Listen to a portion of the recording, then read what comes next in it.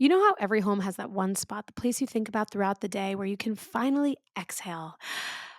For me, it's my bed. But here's the funny thing, it's not just my bed anymore. Be honest, who in your house tries to sneak into your bed the most? At mine, it's a toss up between my husband and my daughters. And I get it, like it's technically my husband's bed too, but it's my bed, you know?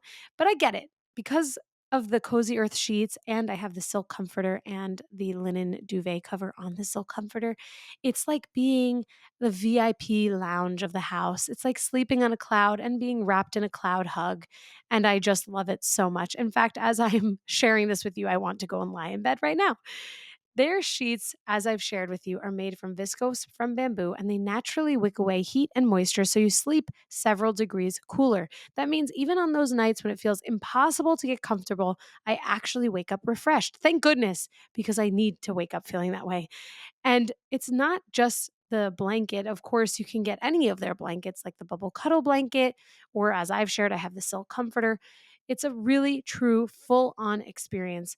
The bubble cuddle blanket, in fact, has such a plush texture and mid weight feel that it's perfect for curling up in the bedroom or draped across the couch as a cozy centerpiece for all of your guests. And we're approaching fall, which is my favorite season, and then winter is my second favorite season. So that means that it is the perfect time to cozyify, as I like to say, your homes. And honestly, it makes those mornings when you just can't get out of bed even harder. And that's kind of the point. When life feels stressful, that's the spot I can't wait to retreat to.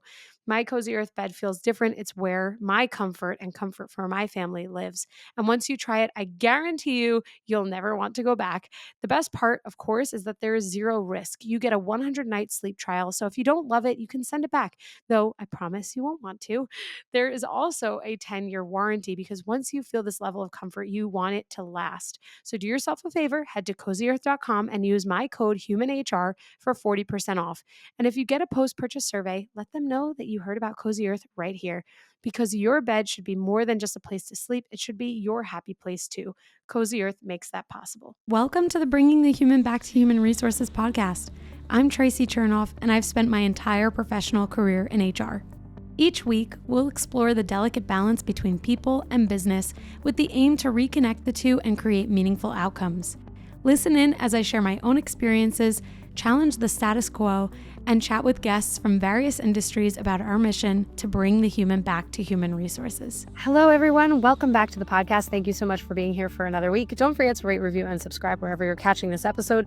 And I have been looking forward to recording this episode because I think when I first spoke with Scott, who you will be introduced to in just a moment, I left the conversation feeling really inspired and like my mindset actually had been shifted.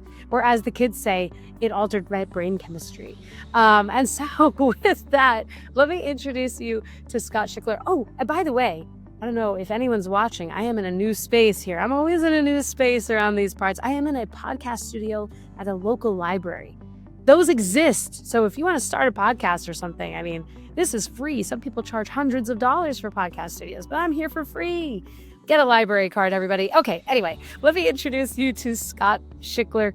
Noted as one of the world's leading experts on mindset-based empowerment, Scott Shickler is a sought-after speaker, thought leader, and expert on mindset-based education. Scott is a renowned education entrepreneur, and his life and work embody the essence of empowerment, innovation, and transformative leadership, making him not just a figure of inspiration, but a catalyst for positive change in the millions of lives of young people and educators worldwide. Scott has authored and co-authored 8 books, including The 7 Mindsets to Live Your Ultimate Life. His expertise and insights have garnered widespread recognition, and he has been featured in prominent media outlets, including CNN, ABC, and NBC News. The New York Times and the Wall Street Journal are also outlets that you can find Scott in. And Scott and co-founder Jeff Waller started 7 Mindsets in 2009, and the company began partnering with schools to implement its pre-K to 12 mindset-based learning curriculum. And serving as CEO from 2009 to 2022, Scott witnessed 7 Mindsets expand its reach and inspire millions of students and educators to live lives of passion, purpose, and joy. Scott returned to the role of CEO in July of 2024 to lead the organization into its next phase of growth. Scott, I'm so excited that you're here. We finally get to talk talk about mindset. Yeah, Tracy, I tell you what, my mother is going to love that introduction. It's going to make her so proud. She should be proud. She should be proud. And you should be proud too. And every guest, almost every guest is like, oh my gosh, I can't believe that bio. Like I did all those things, or like, why did you read all of that? And I think it's so important to allow someone to tell you all of the things that you did, because sometimes it's really hard to remember all of the accomplishments that we've had. And so I'm really honored that you are on my podcast and that you're bringing your wisdom and your insights here. And maybe the first place to start is understanding how important mindset and mindsets is to you. Where does all of this come from? Where's the Yeah, inspiration from? that's a great question. It's kind of like why do mindsets matter, right? And I've had the privilege of doing some very interesting interviews over a 15-year period. I've interviewed a bunch of billionaires, Olympic athletes, Well, celebrities, high achievers in all aspects of work and entrepreneurship. And one of my favorite interviews was with Oprah Winfrey. And Oprah, a lot of people know that she launched an academy for girls in South Africa. And she has basically, over the last 20, 25 years, put thousands of girls through the Oprah Winfrey Academy. And so I had a chance to interview her, and I asked her, I said, what's the most important lesson? What's the most important thing that for you to teach these young women? And without missing a beat, she looked at me and she said, mindset. And I said, mindset? And she said, yeah, mindset. And I said, over everything? And she said, yeah, mindset's over everything. And I thought about that. And I happen to have a book with me, The Seven Mindsets. And I said, Oprah, I don't think it's generic mindset because we did this research. We studied the happiest, most successful people in the world to find out what they have in common. And it turns out it's how they think, and in particular, their mindsets. And I said, we identified seven mindsets. And she said, seven mindsets. All right. And she takes the book and she's looking at it and she opens up and she's looking at this, what the seven mindsets, she's reading them out loud. And she says, seven mindsets. Now I'm having like this out of body experience. Okay. I'm right there with Oprah. I'm talking to her. And and in my head, I'm imagining Oprah back in the day talking to her audience, and she's like, seven mindsets, and you get a mindset, you get a mindset, you right? totally. All this is in my head. And I said, Oprah, not everyone we studied had all seven, but you do. I said, I've got quotes from you connected to every one of these seven mindsets. And so I give her the book and she's like, I'm in this book. I said, yeah, you're in the book. She says, show me. I want to see my name in the book. So I Love turn that. to page 49. I show it to her. She looks at it. It's a chapter on passion first. She reads her quote aloud, which is like, okay, this is Amazing. really, Yeah. special.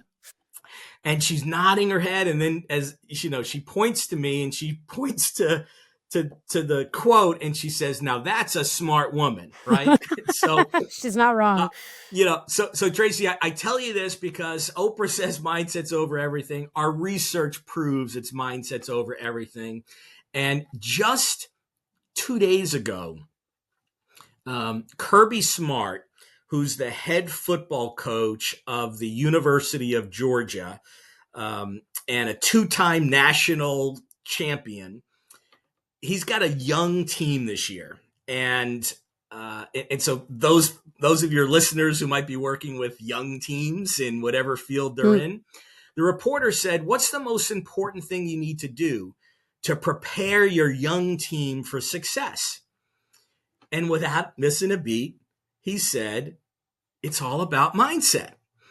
He didn't say it's about training or speed or physical development or skill sets. He said it's about mindset.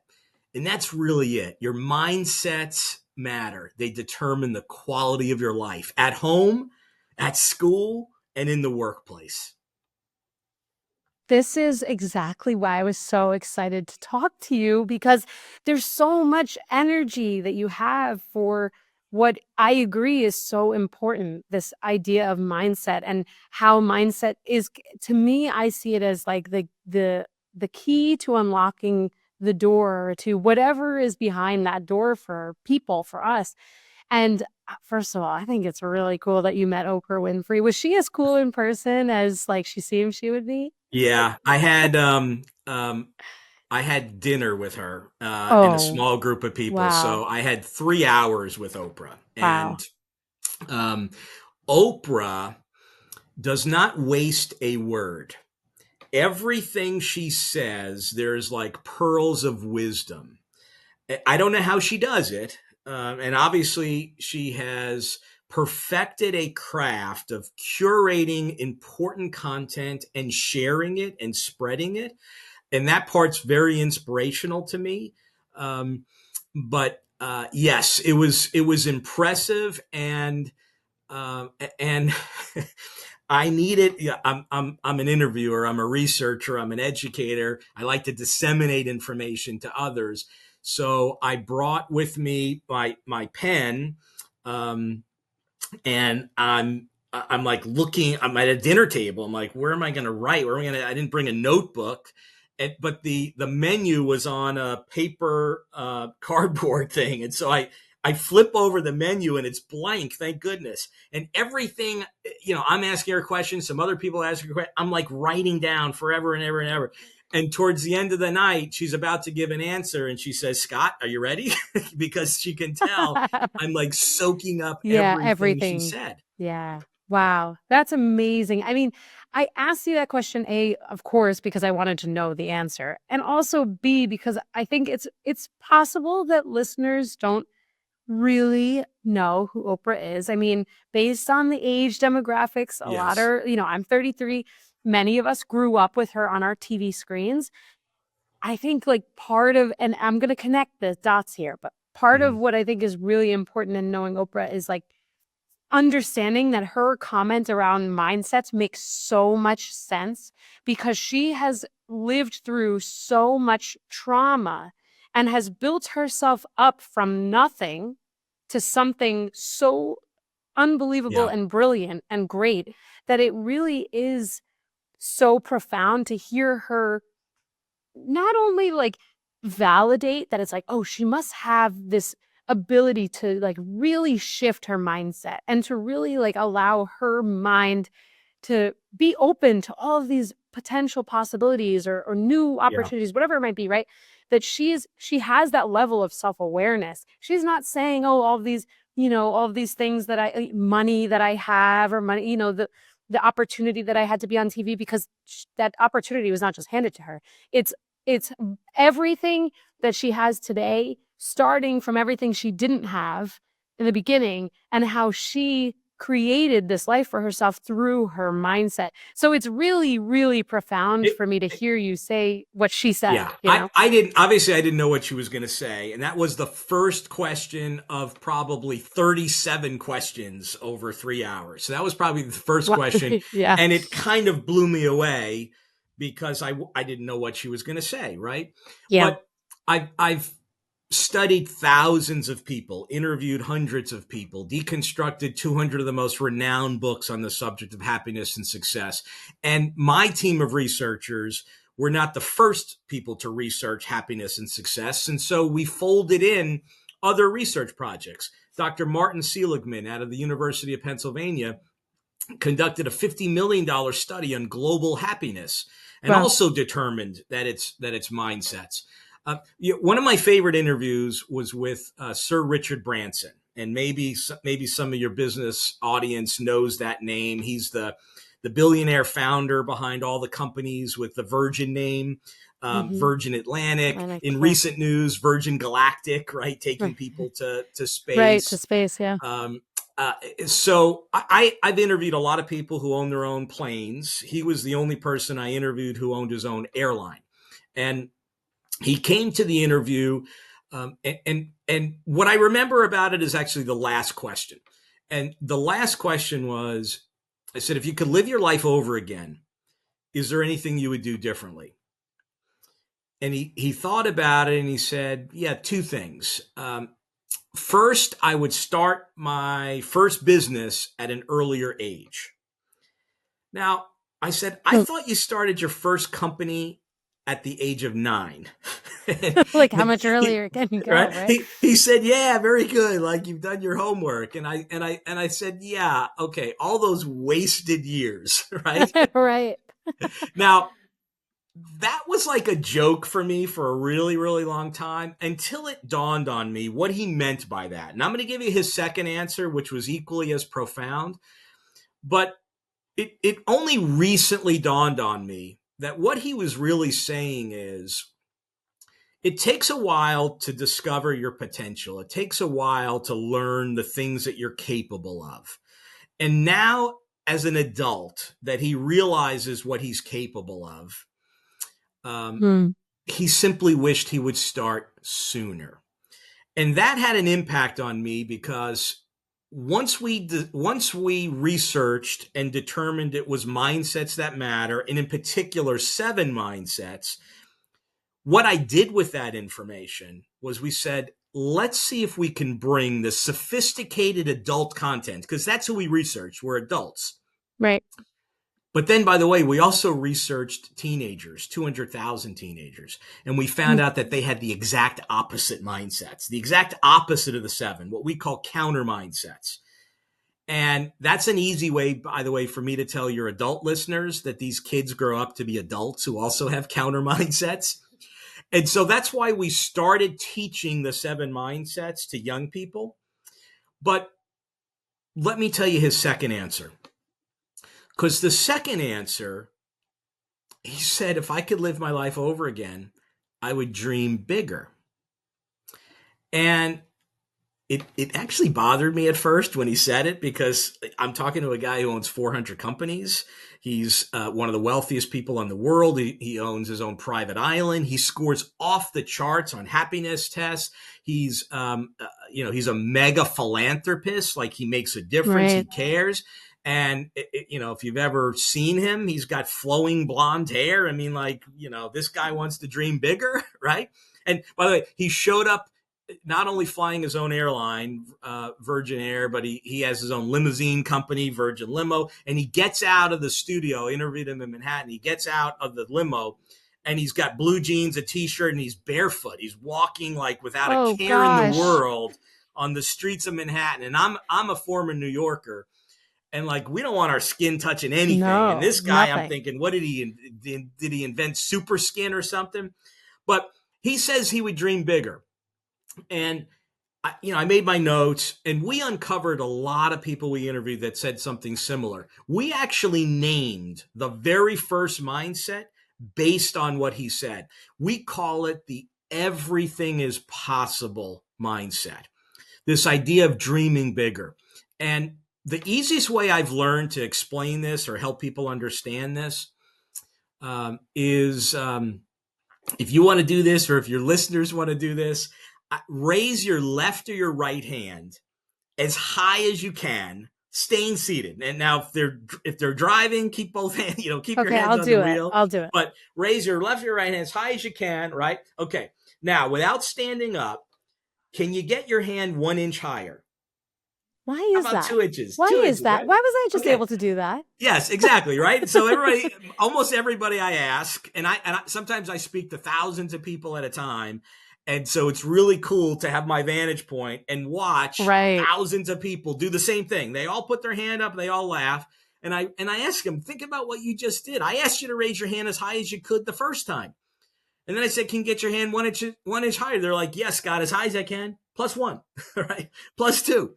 Here's why.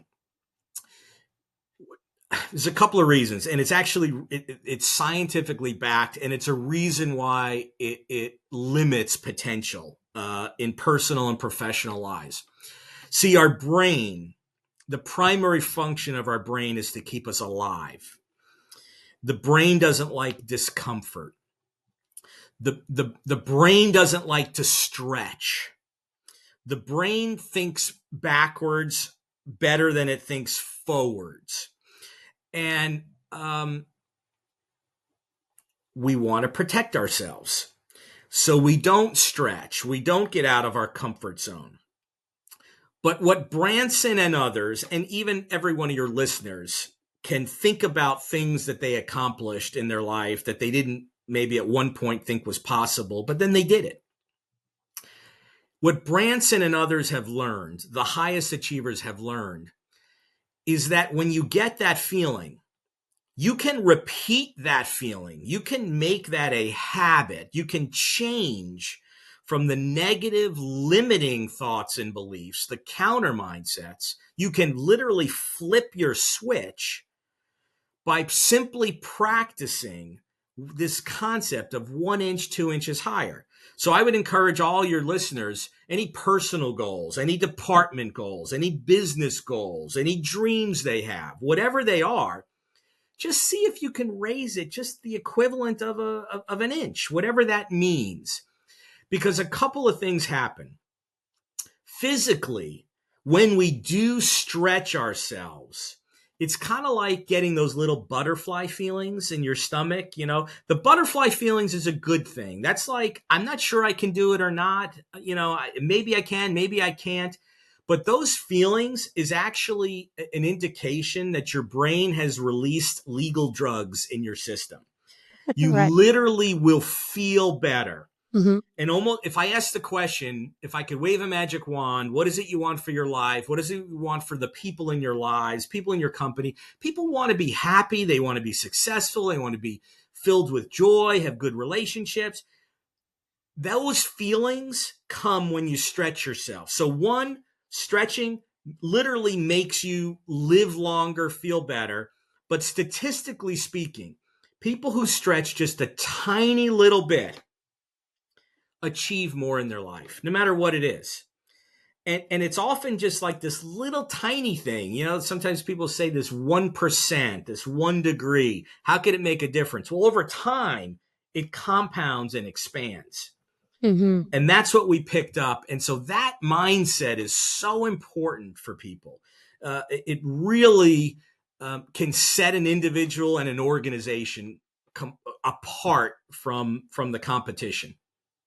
That's an amazing story. And, you know, what I was thinking about too is the way that we translate this impact of our mindset into everyday life, including our professional lives. And I do have a question for you as a business leader, of course, Yeah.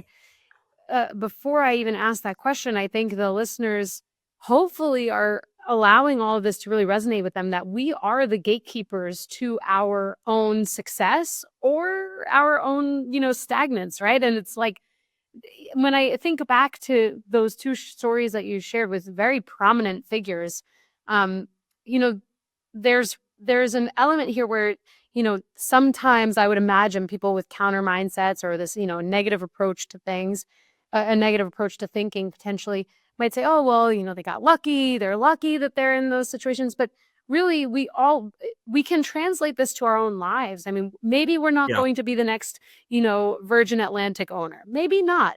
However, it doesn't mean that we can't be. And it's just a matter of like, how do we allow ourselves to get to that next level? Well, sure. And not everyone wants those things at that Right. level, right? Not everyone Fair. wants to be a global change maker, right? Right. Right. Yeah. A lot of pressure in But that. but everyone wants to achieve their version of success, whatever that is, Right. right? For some people, it's some level of financial freedom to be able to take trips, to be able to buy Yeah. some things they like, to be able to give and do things for others. Right. I actually think a better way of defining success is by replacing the word success with significance. People want Mm. to know that their lives matter. That when they go to work, they're making a difference. They're seen. They they get to transcend themselves with their time and make an Yeah. impact for others. And all of us have that potential. All of us have that ability. And all of us can improve our levels of joy and fulfillment and passion, and we can improve our relationships. But our brains come factory loaded with like software that doesn't work for our living to our potential, right? And so this is everybody. All right, this is Richard Branson, this is Oprah Winfrey, this is whoever follows Olympic athletes, this is Simone Biles.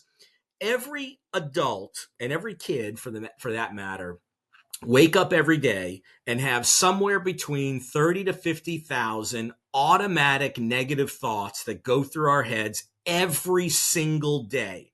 Everyone. We're bombarded with these thoughts. We call them, we take the acronym of automatic negative thoughts, and I call them ants. You've got ants in your brain. You didn't know it, but you do. That's great. And so what the highest achievers do, because they have the same thoughts, what they've learned how to do is identify those thoughts, find the patterns of when they show up more frequently, and do something about them. Flip the switch from negative to positive. And as we like to think of it, from the counter mindsets to the seven mindsets. And so it's not like Oprah and Branson are walking around just like pure living. No, they go through the same things. It's just they've learned techniques. And that's why we wrote the book, The Seven Mindsets to Live Your Ultimate Life. That's why we've developed programs. That's why we've made it part of our company culture.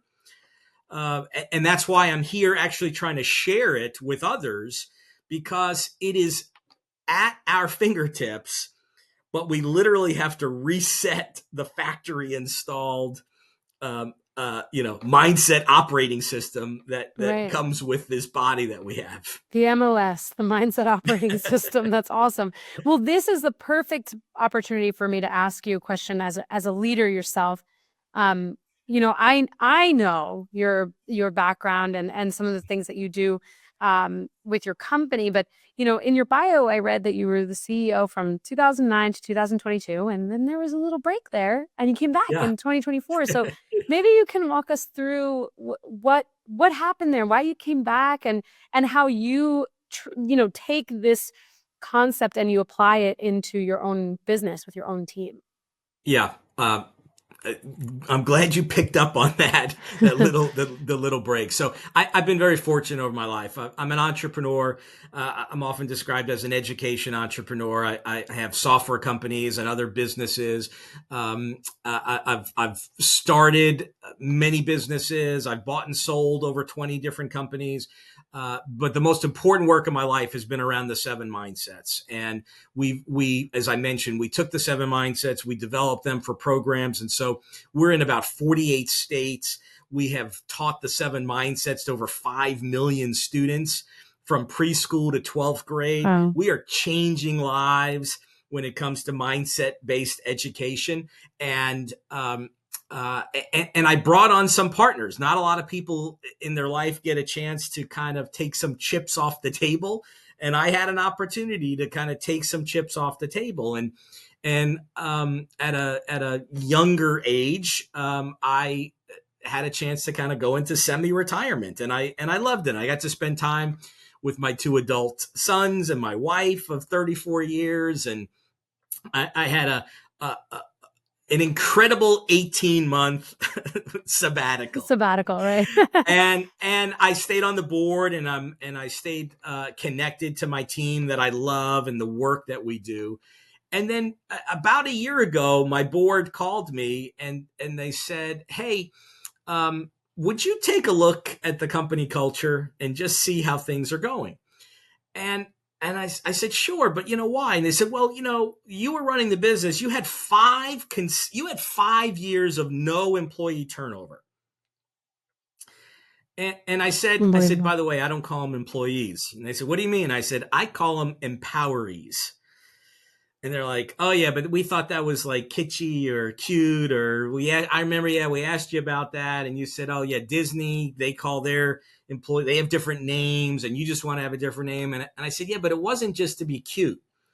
It was to empower them. It was to elevate their minds and to give them agency and authority to have impact." And I said, I hadn't really thought of that, but why do you bring it up? And they said, "Well, when you left, there's been a lot of turnover. And there's been a lot of, C-level turnover." And so I looked at it, and what had happened was the culture of the company had shifted away from a mindset based culture, and in particular, a seven mindsets based culture. Now, we were still doing that work, We just weren't practicing it anymore.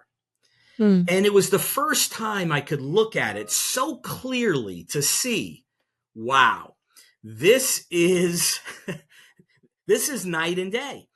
And I thought, one, I love this company, I love the people, and I love the work. And I said, one, I want to restore the culture. And you know what? That's on me for not ensuring that that culture survived beyond me. I didn't even think I'd have to say don't move away from it, but I Mm. realized I did. Mhm. Mhm. So I wanted to come back, and I did, and the culture is incredible again, and the team is amazing, and the empoweree. See, when the empowered become the empowerees, then the problems of the world slowly start to fade away. That you can Right. accomplish amazing things. Mhm. But then I realized the opportunity that we have, because the seven mindsets come from the adult business world. It comes from all these people we studied. And it shouldn't just be for the students. We should be bringing the mindsets into homes. We should be bringing the mindsets into other companies, into other organizations, to teams. It should move from the classroom to the living room to the break room to the boardroom. And what I love about your podcast and your message is it is so closely aligned. I want to redefine human resources into human success. In fact, Traci, I'm going to rename our department from HR to human success, I love because that. that's really what it's about. And Yes. so I came back not only to restore our own company culture, but to develop programs to help others bring this type of culture into their organization, so we can help people achieve more in their roles. People don't want to just come to work for a paycheck. They want to come to work, they want to matter, they want to feel significant, Mhm. they want to Mhm. be inspired, and they can do that. But frankly, it's not skill sets. it's it's not traditional values and culture. Those things are important. But 75% of workers, according to Gallup, say they're actually interested in personal and professional growth. Wow. And the challenges that people have at home, they can't be turned off by simply going to work. There's that streaming TV show, I think it's called Severance. I don't know if you or anyone's ever Yeah, I seen it. don't watch it, but yes, I know where you're going. I The, think I know the, where you're the, going. the concept is, like, in the future, somebody develops a device, you go to work, you get on the elevator, and it zaps you, and your home mind, your all your personal stuff stays, Could you and you imagine? have a work mind, right? And then at the end of the day, you get back in the elevator and it zaps you again, and you leave your work life and it doesn't come home. But that's not the Mhm. reality. No. And people are dealing with chronic stress and loneliness and uncertainty and so many personal and professional challenges, that really what the seven mindsets offers is a common language that can be spoken everywhere and can help people, because you can't really turn one on and one off. We need to be able to help people flip the switch.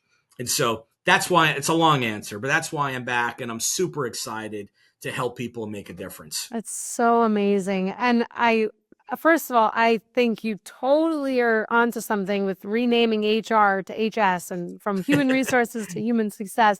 I love that. I mean, but we even think about like where HR used to be. It was like personnel department, you know? Yeah, There was yeah, not even a resource to be found. It was just like you're managing data that has to do with people. And now it's like HR, people operations. It's like, oh, we're providing resources or we're operating within this framework. But human success is unlocking the absolutely. door. Yeah, And that's amazing. think about that mindset shift. If your goal is human success, you're not just going to focus on professional development and skill sets and how do I have my sale, like, Succession plan. those Yeah, things are it's important, but it's going to be, how do I help the humans be their best, yeah, at the deal with core. these negative thoughts, and so that's all very possible. And I want to give your listeners a gift, if that's okay. Please, I've been waiting for this. Give them the gift All that right. keeps on giving. Yeah. All right. So Everybody's heard of the IQ, right? Your measures intelligence, and some people have even heard of EQ, measures your emotional intelligence.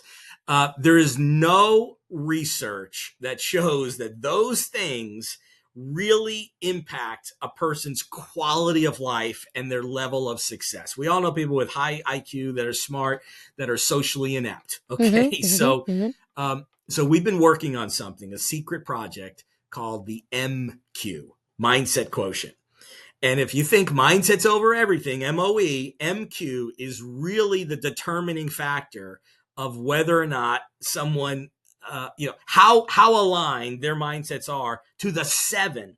Like, if you'd like to know how close your mindset is to Oprah's, to Richard Branson, to Simone Biles, to Bill Murray, to Simon Sinek, to I can go on and on and on, right? If you want to know that, your listeners can go to meet, like MEET, MQ.com. MeetMQ.com. And they click a little button that says get started. And I'm going to give them a special code so they don't have to worry about paying or anything. And let's make the special code human. I Okay. love it. Love it. Human. Classic. So they don't have to worry about cases, uppercase, lowercase. Just type in human. And then they'll be connected to the MQ, and they can take a quick counter mindset test, 7 questions to see if you have any negative counter mindsets. Spoiler alert, everybody does, including me. We all have them, so don't worry. Oh, But you can man. take a 70 question MQ, and it'll tell you your strongest mindsets. It'll also tell you your opportunities for growth. But once we developed that, Traci, I didn't want to stop there. So we created my MQ, which everyone will have access to, which serves as your daily mindset coach. There's a 7 mindsets masterclass. They can watch little short videos and learn the mindsets. There's a mood check every day, so you can learn to measure and see how you're feeling. There's a gratitude bank account. What are you grateful for each day? There's a little activity you can do. And since there's 7 days in a week, every day is a different mindset theme. And Oh, I my love that. favorite part is we have a 24/7 MyMQ coach that learns an individual's mindsets, goals, aspirations, and it will coach you.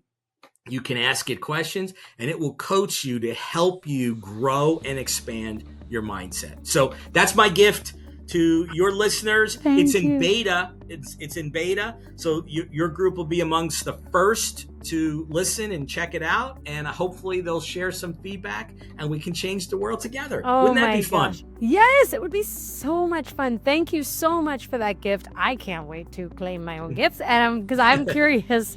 I'm curious where I fall in the 7 mindsets for sure.